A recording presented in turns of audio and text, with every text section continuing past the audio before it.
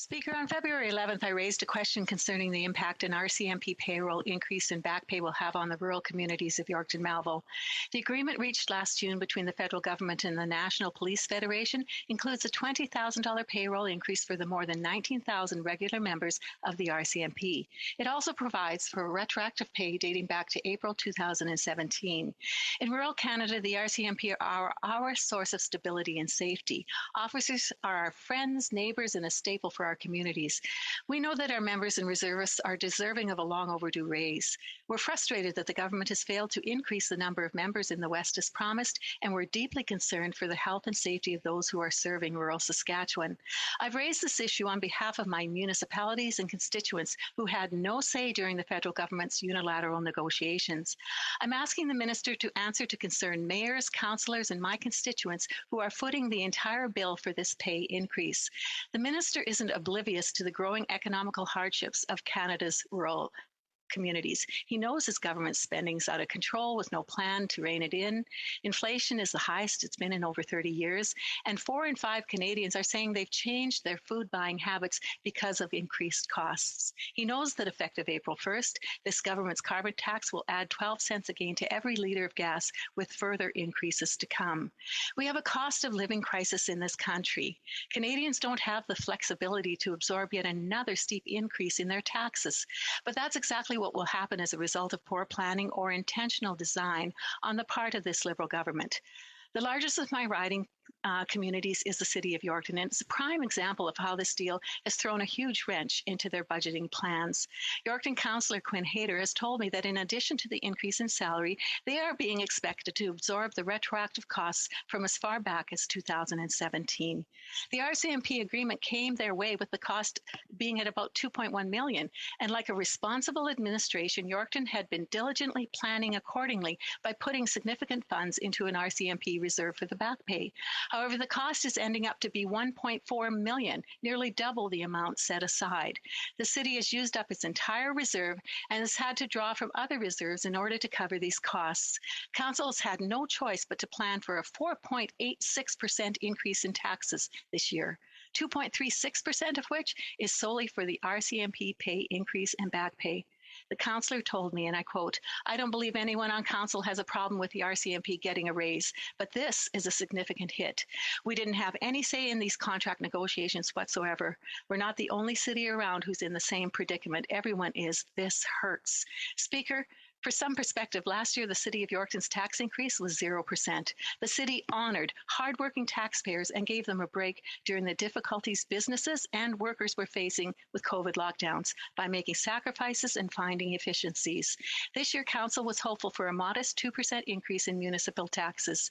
But now, because of a well-intentioned but unfair federal deal, residents of Yorkton can expect to pay more than double that amount. Yorkton and many cities like it are being left to explain such a sharp tax increase to their residents and wondering what is motivating the federal government to stay so silent on doing its part. So when will this Liberal government take responsibility by revisiting this deal and announce their commitment to cover the RCMP back pay, which they unilaterally negotiated and then dropped exclusively on the provinces and our municipalities? Parliamentary Secretary to the Minister of Public Safety. Thank you, Mr. Speaker. And I thank you for the opportunity to address this historic first collective agreement for the Royal Canadian Mounted Police members. Let me begin by saying that there's no greater responsibility for the Government of Canada than to keep our citizens and communities safe. RCMP members continue to play a primary role for Canadians in supporting this objective. The RCMP provides policing services across Canada, including much of rural Canada, all of the Canadian North, and many towns and large urban centres.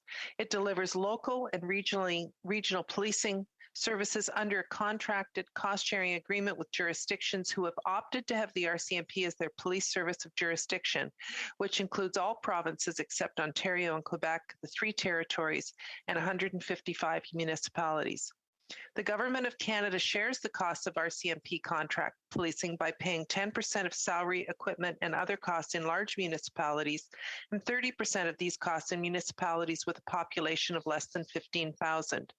This collective agreement between the Government of Canada and the National Police Federation, the bargaining agent for RCMP members, went into effect on August the 6th, 2021.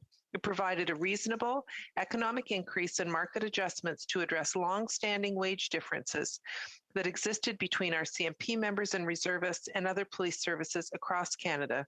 As a result of the agreement, RCMP salaries are now in line with other police services across Canada. The agreement marked the first time RCMP members received a pay increase since 2017. Government officials kept partners informed throughout the collective bargaining process starting in 2017, including on anticipated salary increases to help them plan accordingly. However, the Government of Canada is mindful that policing represents a significant cost for all communities, including municipalities that contract RCMP police services. We've heard the calls from municipalities that the cost of the agreement, while fair for regular members, presents challenges. For this reason, our government remains committed to continuing to meet with contract policing partners in order to effectively implement the collective agreement. In the coming weeks, officials will sit down with jurisdictions to discuss the impacts of the agreement and their specific needs. Mr. Speaker, the women and men of the RCMP work tirelessly to serve and protect Canadians, including those in rural areas, and for this I thank them wholeheartedly. Our partnerships with all contract jurisdictions to support the RCMP and the communities they police are strong. In these challenging times, our government remains committed to working closely with contract partners, and indeed with all provinces, territories, and municipalities to achieve our shared public safety priorities. We will listen and be there for all communities to support them in ensuring that the public remains safe and secure. Thank you, Mr. Speaker. The honourable member for Yorkton Melville.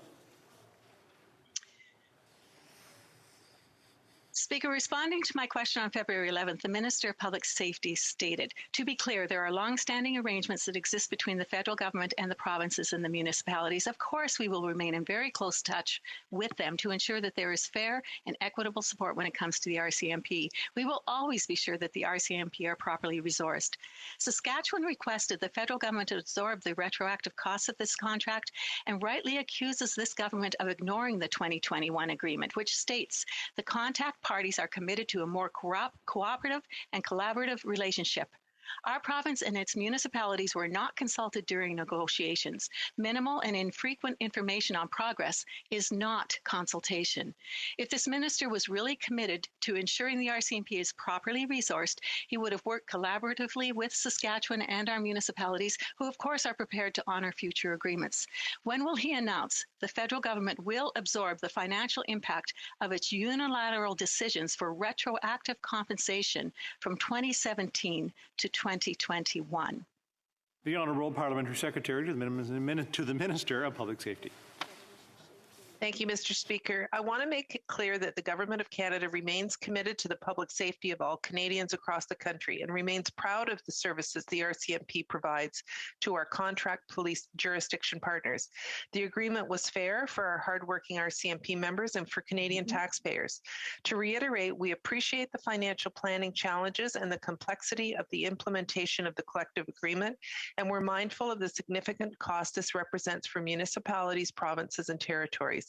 The Government of Canada remains steadfast in our commitment to continue our strong collaboration with our contract partners with a view to supporting their ability to meet their financial obligations under the contracts. Thank you, Mr. Speaker.